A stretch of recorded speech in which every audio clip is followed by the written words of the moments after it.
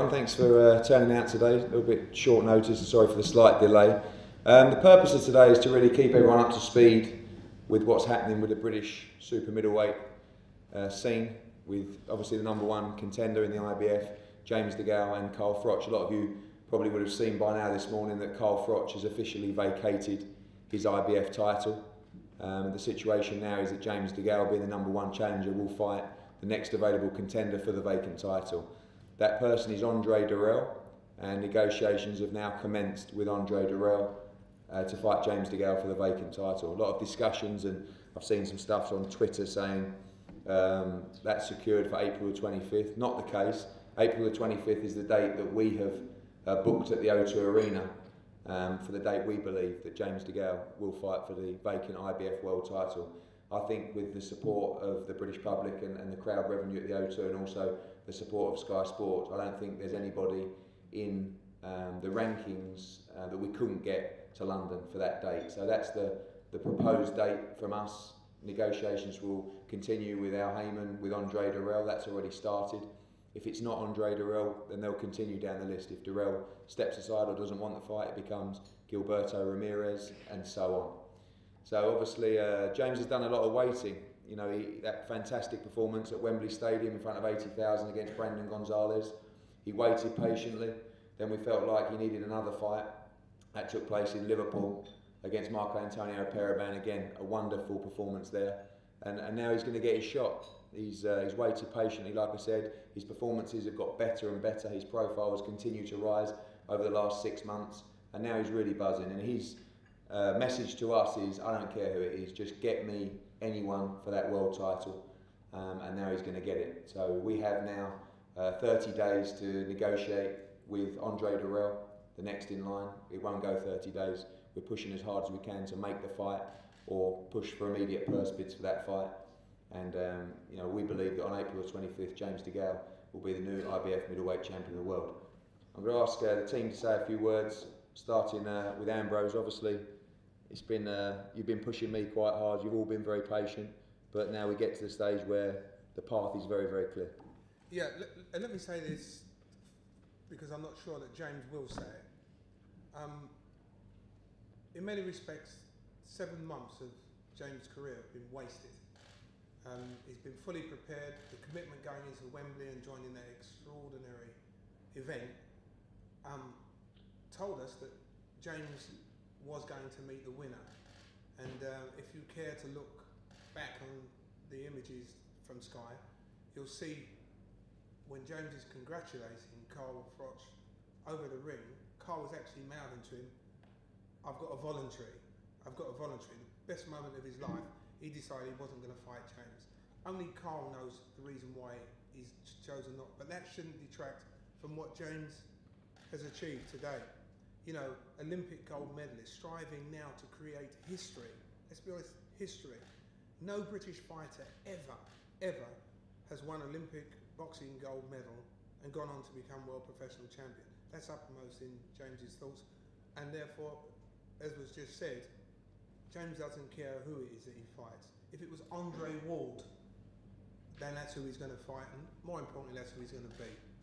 So, he's here. I hope you take the opportunity to ask all the questions you need to, because this guy, and don't blush, he's a hero.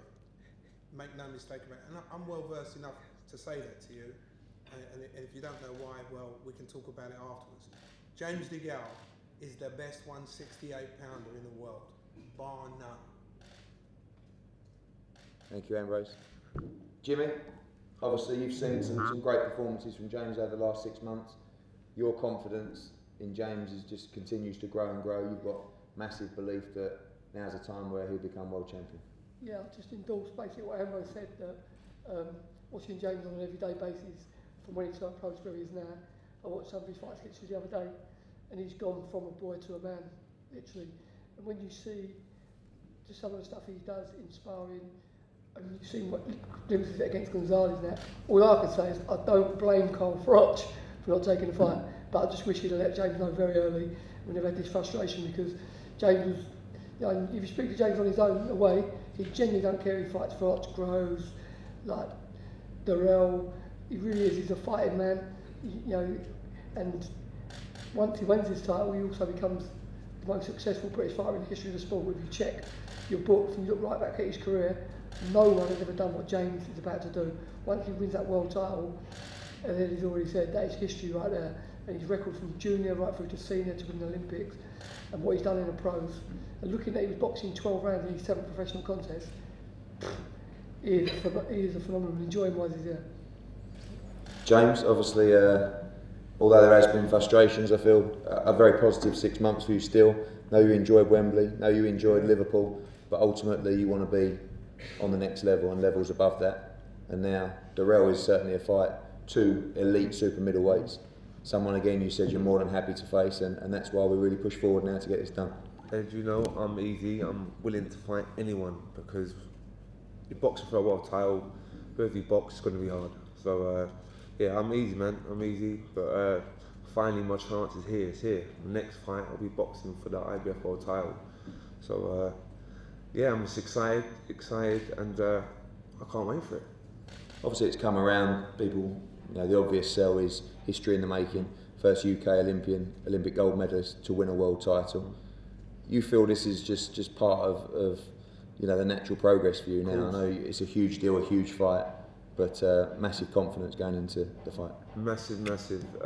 Obviously, if it is Dirrell, that's a tricky, hard fight. 2 good southpaws, 2 probably the best 168 fighters out there, probably, apart from Wall, obviously. So yeah, I'm just looking forward to the fight. It's going to be tricky, but trust me, I'm making history. The first British Olympic gold medalist to win the world title, and yeah. Thank you. Guys, we're in a very tight room here, so we're in a nice chatting community. We're going to open the floor to questions. James, I know you mentioned the hip injury is cleared up, but can you tell me what you think the biggest improvements are that you've made in the last 2 years? I'm always learning in the gym. I'm always learning. Me and Jim are working on different stuff constantly, but you don't understand that the groin operation I had 2 operations on my groin. That just done me for 1.5 years. Since I boxed Sanavia in Denmark a couple of years ago, I've been injured since then. So it feels like, probably watched my last 2 fights, I've made loads of improvements, but it's not. It was my injury. I couldn't move. I couldn't punch hard. I couldn't twist properly. And now that it's cleared and it's been fixed, you're seeing the real me. So yeah, I'm always improving in the gym, but that was a bad injury. But now it's sorted. We're seeing the real me. Guys? Eddie, can you confirm or deny that FROCH made on a verbal agreement to fight James? And the fight involving 4 million pounds? No, I don't. I feel like a verbal agreement was made for that fight. It was a fight Carl considered. I think that he knows what a tricky fight James is. He knows, you'll see from his statement how highly he rates James. He thinks he's a fantastic fighter. I think that Carl is a fighter that relies on desire and hunger to win fights, sometimes more than natural ability and skill. And I think if he's at this stage of his career not up for a fight, I don't think he's going to take it. You know, we were very close to the Chavez fight. He could have taken that fight, albeit with an injury.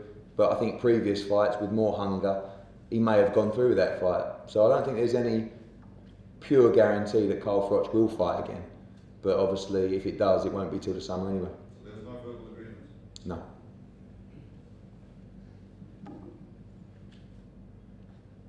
Amber, is that disappointing that James didn't get to achieve this goal against Froch? I won't ever mince words. You know, Eddie's being diplomatic. I've been fortunate to be around in an era when fighters fought, and that's why their reputations become so manifest. They easily resonate when people are talking about great fighters. And I think Carl Froch had an opportunity to become a great fighter. He didn't need necessarily to beat James DeGale, he just needed to have fought him, and he didn't.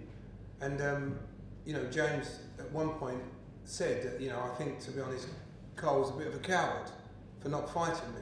That might be too strong in the general terms, but then, you know, we're a nation that pride ourselves with having come through wars and all sorts of difficulties.